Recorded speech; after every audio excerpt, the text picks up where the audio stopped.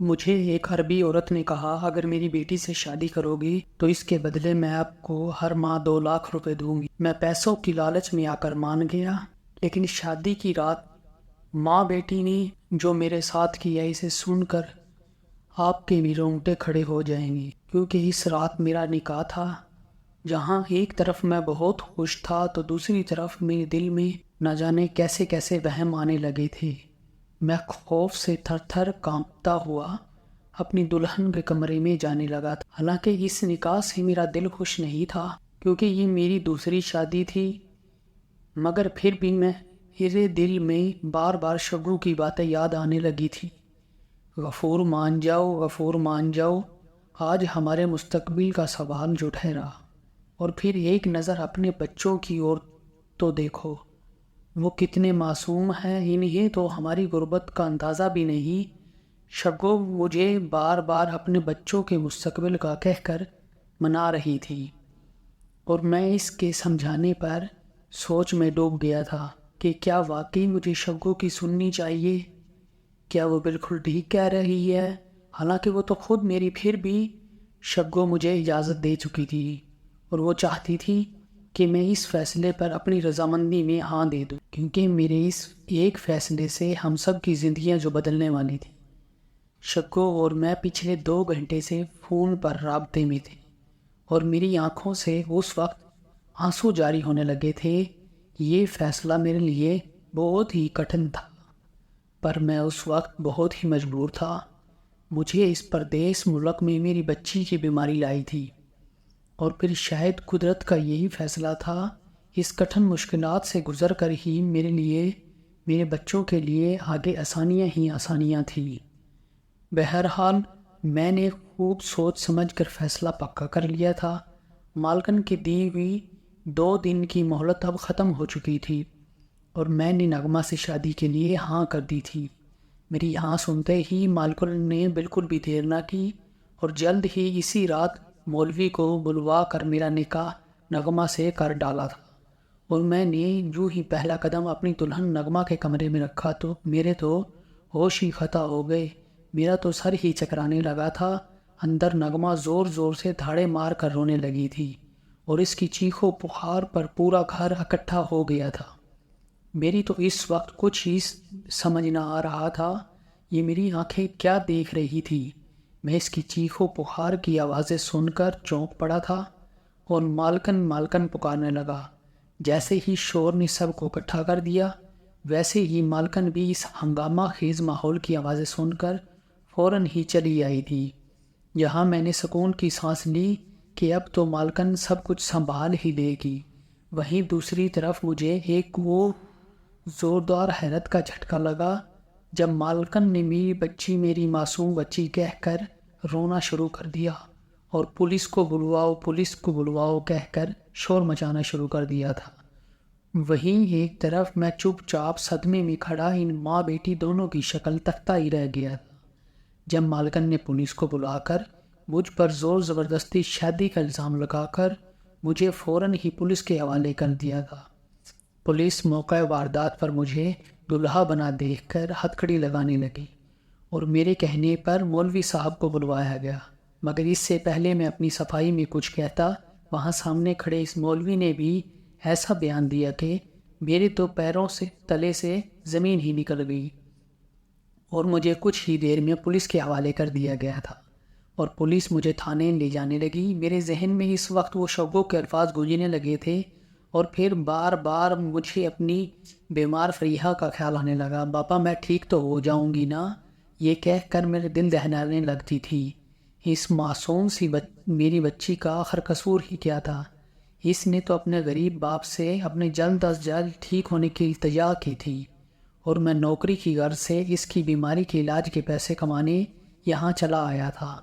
مجھے کیا خبر تھی یہاں میری قسمت مجھے ایک نئی آزمائش کے لیے لا کھڑا کر دے گی۔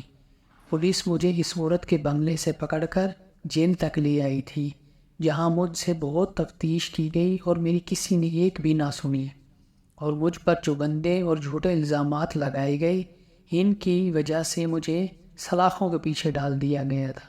مجھے رہ رہ کر صرف اپنے بچوں کا خیال آ رہا تھا۔ خاص کر فریحہ بیٹی کا، اور پھر میرا کیس کورٹ تک پہنچا دیا گیا۔ میں اس جیل میں پچھلے 1 سال سے سڑ رہا تھا۔ یہ کورٹ کچہری کے معاملات سے مجھ غریب کا نکلنا بہت ہی مشکل جو ٹھہرا تھا۔ ایک روز شب کو مجھ سے ملنے تھانے چلی آئی اور مجھے دیکھتے ہی وہ ہوش کھو بیٹھی اور زور زور سے رونے لگی۔ میرا دل کر رہا تھا میں اس کا گلا ہی دبا ڈالوں، مگر میرا بس نہیں چل رہا تھا کیونکہ شبگو نے مجھے دوسری شادی کے لیے راضی کیا تھا، مگر وہ تو خود مجبور تھی۔ حالانکہ وہ تو خود میری شبگو نے جو ہی خبر دی کہ شہر میں ہماری فریحہ بہت ہی بیمار ہے اور ہسپتال میں داخل ہے، لیکن اس کے علاج کے لیے پیسے اب اور نہیں ہیں۔ میں سنتا ہی رہ گیا تھا۔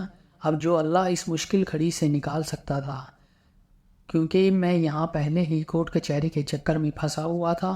پیسہ پانی کی طرح جا رہا تھا۔ جو کچھ میں نے کمایا اور اب تک کے جمع کیے تھے سب میرے اوپر وکیل کی فیس میں لگ چکے تھے۔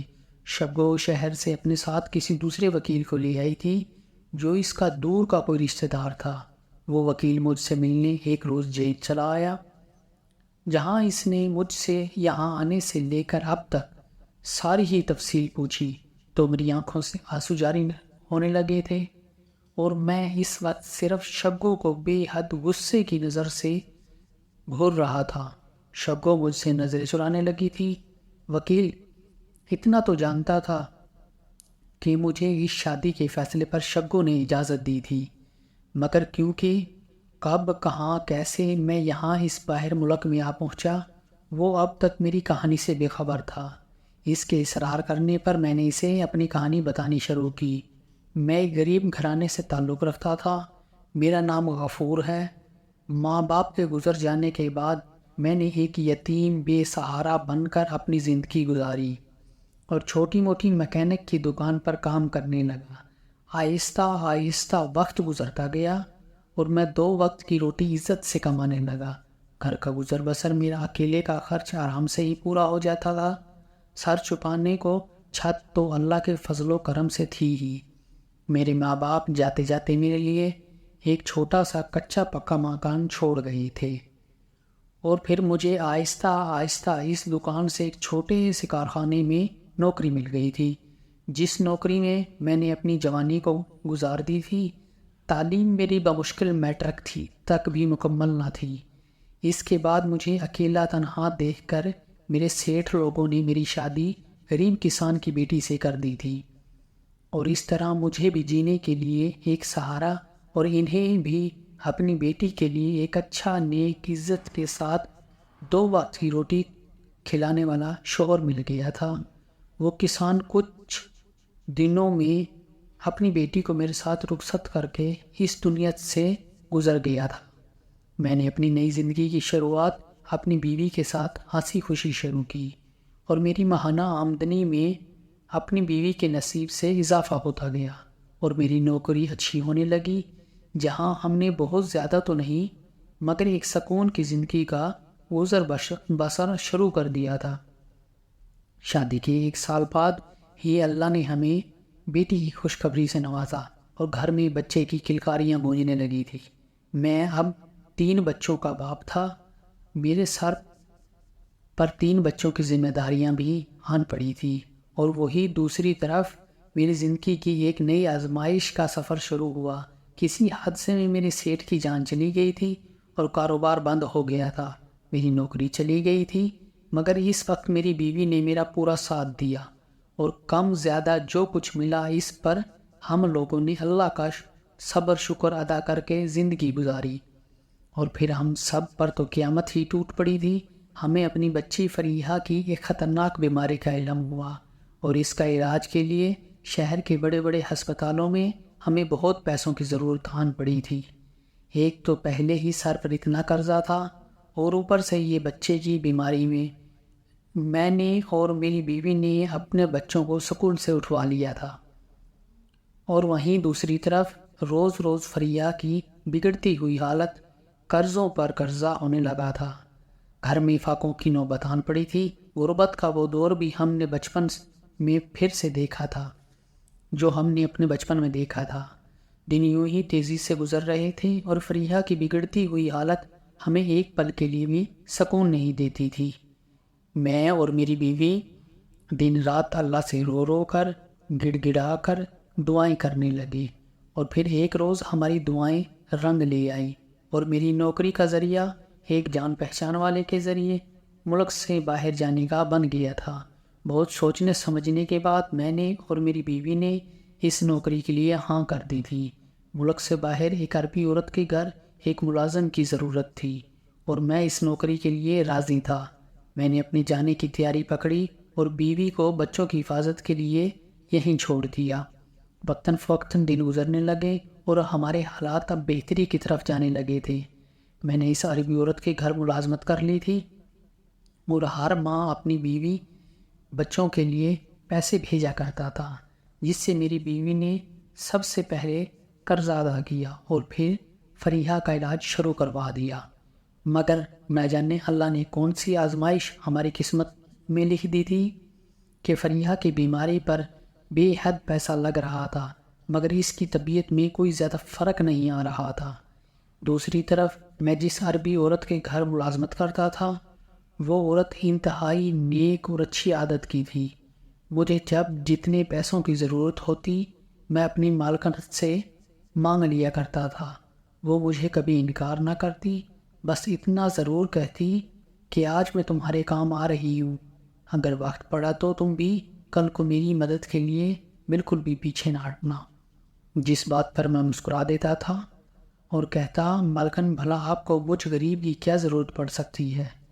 مجھے یہاں نوکری کرتے 3 ماہ گزر گئے تھے، مگر بہت ہی عجیب معلوم ہوتا تھا کہ مالکن یہاں اس بنگلے اور پراپرٹی کی اکیلی وارث ہیں۔ ان کے شوہر کو مرے ہوئے ایک مدت گزر گئی تھی اور ان کا کوئی بیٹا بھی نہ تھا۔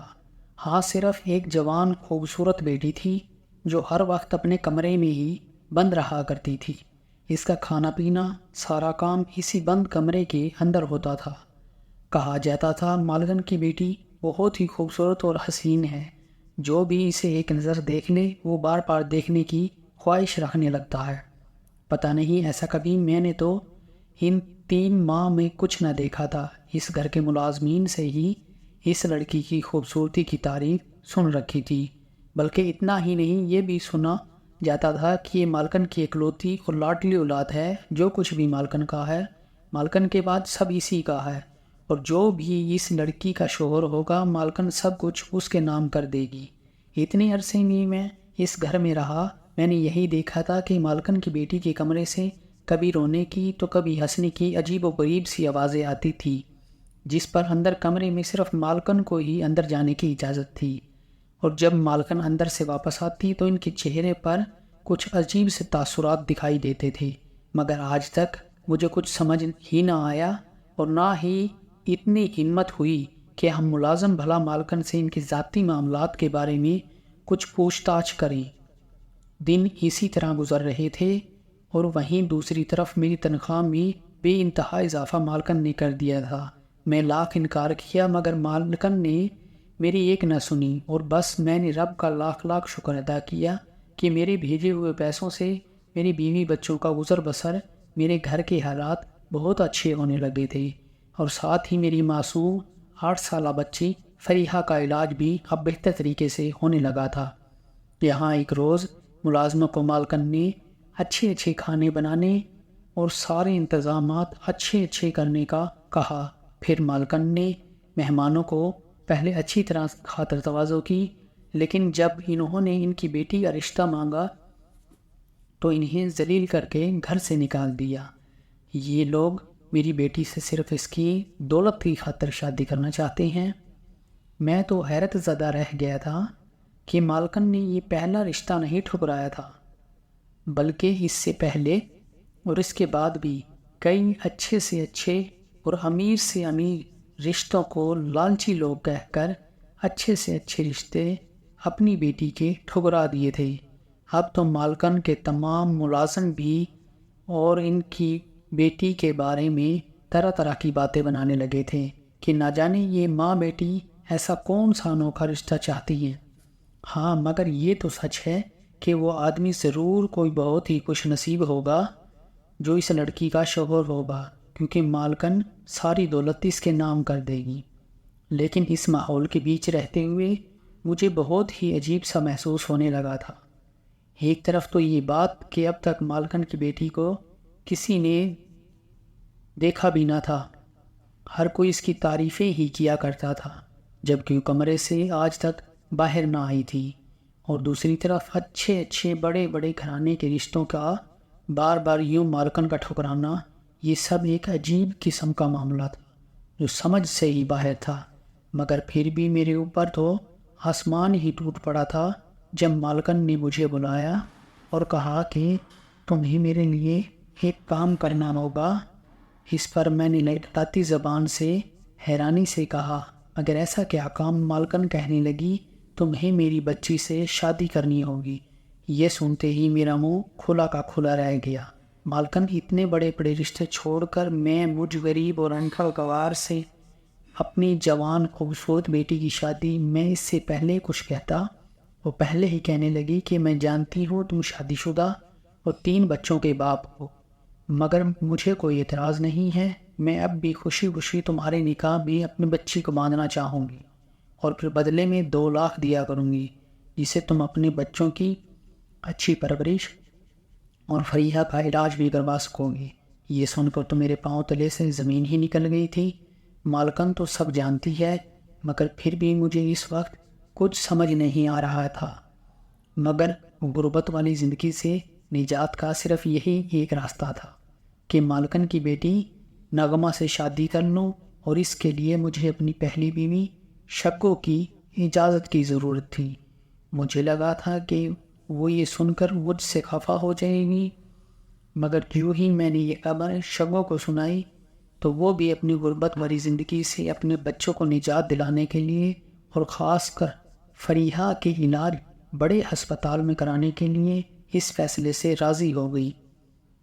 بلکہ اتنا ہی نہیں، مجھے بھی اس فیصلے پر راضی ہونے کے لیے مجبور کرنے لگی، اور میں نے بھی پیسوں کے لالچ میں آ کر عامی رضامندی لے کر مالکن کو خوش کر دیا۔ مالکن نے خبر سننے کی ساری تیاری شروع کر دی تھی، مگر مالکن نکاح سادگی سے کرنا چاہتی تھی، اور انہوں نے یہ بات کسی کو بتانے سے سختی سے منع کیا تھا۔ بلکہ جس دن میرا اور نغمہ کا نکاح تھا، مالکن نے اس روز گھر کے سب ہی ملازموں کو چھٹی دے دی تھی۔ مجھے فوراً ہی تیار ہو کر اپنی بیٹی کے کمرے میں جانے کو کہا، جہاں نکاح کے لیے کچھ گواہ اور مولوی صاحب موجود تھے۔ میں نے ٹھیک ایسا ہی کیا، اور ڈرتا ہوا میں وہاں چلا گیا تھا، جبکہ نغمہ اس وقت گھونگھٹ میں بیٹھی تھی۔ میں نے اب تک اسے ایک نظر بھی نہ دیکھا تھا۔ بہرحال نکاح ہو گیا تھا، اور کچھ دیر بعد مجھے دلہن کے کمرے میں جانے کی اجازت مالکن نے دے دی تھی۔ وہ گواہ اور مولوی صاحب سب لوگ وہاں سے چلے گئے تھے، اور جو ہی میں نکاح کے بعد دلہن کے کمرے میں گیا، میری تو روح ہی لرز گئی۔ ان ماں بیٹی نے میرے ساتھ اتنا بڑا دھوکہ کیا، کیونکہ وہ لڑکی نغمہ جو سچ ہے کہ انتہائی خوبصورت اور حسین تھی، مگر اس کا زور زور سے دھاڑے مار کر بچوں کی طرح رونا مجھے ایک دم جھٹکا لگا، کیونکہ اس کا دماغی توازن بالکل بھی ٹھیک نہیں تھا۔ اور اس کی ماں نے کچھ ہی پل میں وہاں سارے گھر کے لوگوں کو چیخے مار مار کر جمع کر دیا، اور مجھ پر چھوٹا الزام لگا دیا کہ اس نے دھوکے سے میری پاگل بچی سے نکاح کر لیا ہے، اور یہ سب اس آدمی نے دولت کے لالچ میں کیا، کیونکہ شادی کے بعد یہ جانتا تھا سارا دولت، پیسہ، گاڑی، بنگلہ، سارا کاروبار اسی کے شوہر کے نام ہو جانا تھا۔ مجھے تو کچھ سمجھ نہیں آ رہا تھا کہ ان ملازموں کو تو مالکن نے چھٹی دے رکھی تھی، اور یہ سب کہاں سے آن پہنچے، اور سب ہی مجھے گھور کے کھا جانے والی نظروں سے دیکھنے لگی۔ میں اپنی صفائی میں کچھ کہتا، اس سے پہلے وہ مولوی بھی آ گیا، جس نے انگلی کے اشارے سے صاف میری طرف کر کے کہا کہ اس آدمی نے مجھے پیسے دیے تھے کہ میں اس کا زبردستی نغمہ سے نکاح کروا دوں، اور یہ سب اسی آدمی کا کیا دھرا ہے۔ یہ سنتے ہی پولیس مجھے وہاں سے لے گئی تھی۔ میں اپنی پوری کہانی اپنی بیوی شگو کو اور وکیل کو سنا چکا تھا۔ شگو اور میں اپنی لالچ پر نہایت ہی شرمسار تھے، مگر ہماری مجبوری تھی کہ ہماری بیٹی فریحہ جو اس وقت بیماری، موت اور زندگی کے بیچ کتنے سالوں سے لڑ رہی تھی، ان کی جان کو خطرہ تھا اور اس کے علاج کے لیے ہمیں بہت پیسوں کی ضرورت تھی۔ وکیل نے حیرانی سے کہا کہ اس بیچ ضرور کچھ ایسا ہوا ہے جو آپ بتانا شاید بھول گئے ہیں۔ یاد کریں، دماغ پر زور ڈال لیں۔ جب میں نے بتایا کہ ہاں، نکاح کے بعد نکاح نامے کے ساتھ مجھ سے اس عربی عورت نے کچھ کاغذات پر دستخط لیے تھے، میں نے کوئی سوال کیے بغیر ہی دستخط کر ڈالے تھے، بس میرا اتنا بتانا تھا کہ کورٹ میں وکیل نے ایک نوکر کے ذریعے سے جانچ کروائی کہ اس روز وہ جن کاغذات پر میرے دستخط لیے گئے تھے وہ سارے جائیداد کے پیپر تھے۔ اس کے تحت وہ جائیداد اب اس عربی عورت کے نام ہو گئی تھی، جسے اس لڑکی کے شوہر نے اپنی مرضی سے ساری کی ساری دولت اس عربی عورت کے نام کر دی تھی، کیونکہ اس ملازم نے یہ بھی اقرار کیا ہے نغمہ اس عورت کی سگی اولاد نہیں تھی اور یہ عورت اس کی سوتیلی ماں تھی۔ نغمہ کی ماں نے مرتے وقت اپنی ساری دولت اس بچی کے نام کر دی تھی، مگر وہ جانتی تھی کہ بچپن سے ہی نغمہ کا دماغی توازن ٹھیک نہیں تھا، اس لیے انہوں نے شادی کے بعد ساری دولت جائیداد اس کے ہونے والے شوہر کے نام کر دی جائے گی، ایسی وصیت بنائی تھی، اور اس کا فائدہ اس کی سوتیلی ماں اس عربی عورت نے اس مجبور ان پڑھ گوار آدمی سے اس کی زبردستی شادی کروا دی اور اس سے اس کا شوہر بنا کر وہ جائیداد اپنے نام کر لی۔ وکیل نے جب ساری سچائی کورٹ کے سامنے پیش کی تو اس آدمی کو باعزت بری کر دیا گیا، اس عورت کو عمر قید کی سزا سنائی گئی تھی۔ اس آدمی نے جو آپ بھی اس پاگل لڑکی کا شوہر تھا، اس نے اپنی ساری دولت سے اپنی بچی فریحہ کا علاج کروایا اور ساتھ ہی اس پاگل لڑکی اپنی دوسری بیوی کا بھی، اور جلد ہی دونوں ٹھیک ہو گئے۔